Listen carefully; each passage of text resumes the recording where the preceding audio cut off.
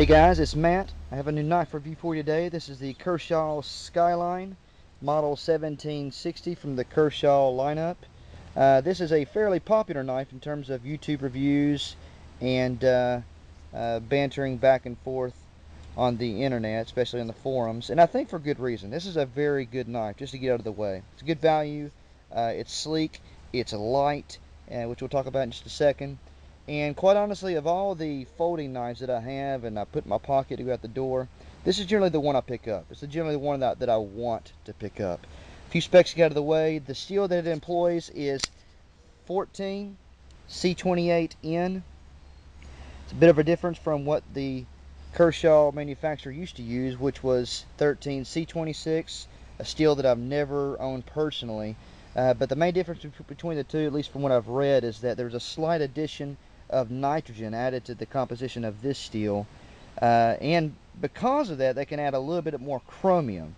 They've also decreased the amount of carbon just slightly, trying to keep the hardness to where it's at, but trying to increase the corrosion resistance with the addition of both the nitrogen and the chromium.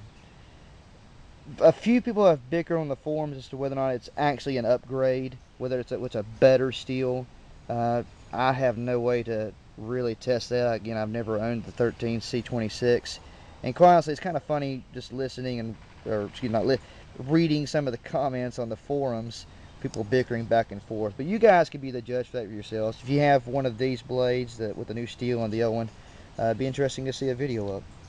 The blade style is a drop point, which is easily recognized by the convex swedge at the top going towards the tip, which is pretty characteristic of a drop point blade.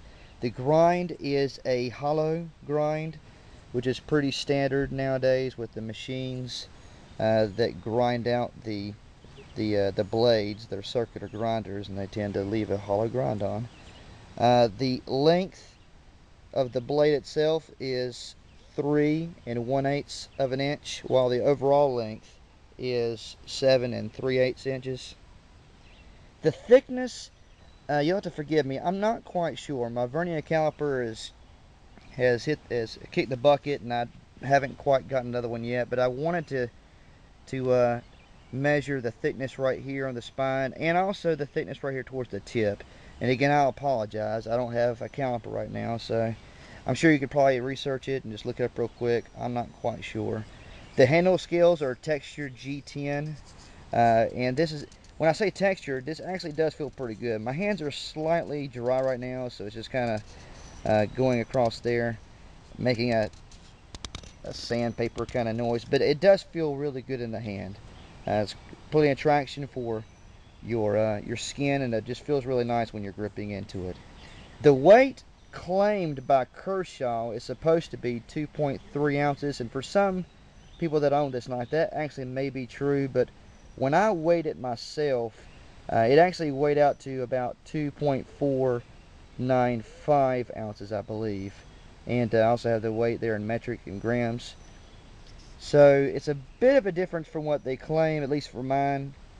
Yours may be more accurate in terms of the 2.3 claim. The deployment on it, it has two ways. I know some people say it only has one, but it actually has two ways to deploy it. The more popular way, obviously, is the flipper or the kick, whatever you want to call this little piece right here, the flipper or the kick. It has a very quick deployment, and you can use the thumb studs. It is a bit trickier, but it can be done. And while that's not very popular and I don't really use it myself, it is an option. The clip is right-handed only, which is bad news for some lefties out there, and it is tip down or tip up. You have the options of taking out the screws on the clip and putting it on either side if you want to. And finally, again, here's where the value argument comes in. It generally sells for around $30 on the internet if you can get a pretty good buy. I've actually stumbled across a pretty good deal that Amazon has presently. If you go through Amazon today, as of today, namely the middle of May 2010, you can get it for around $27 with free shipping. It's hard to beat what this does, which I'm about to show you here in just a little bit, for $30.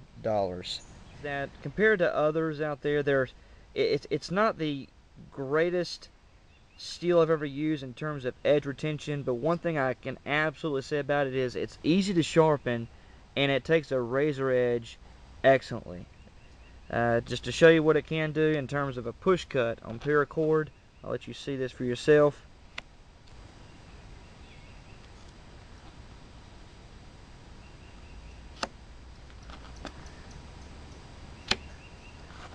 You can actually push cut and pop it out, which is something that can be done if you have a very sharp edge. And for some people that like to hear the paper cutting tests, I'll let you just hear it as it's cutting.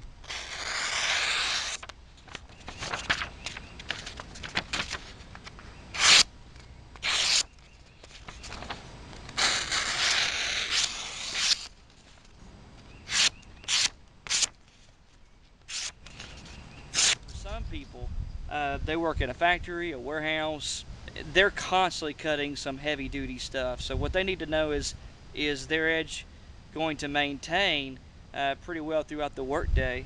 And I thought a 1/4 inch piece of corrugated cardboard would serve as a proper test for this next part. I want to cut through as much of this as I can and do a before and after cutting test of just a simple sheet of paper. So here we go.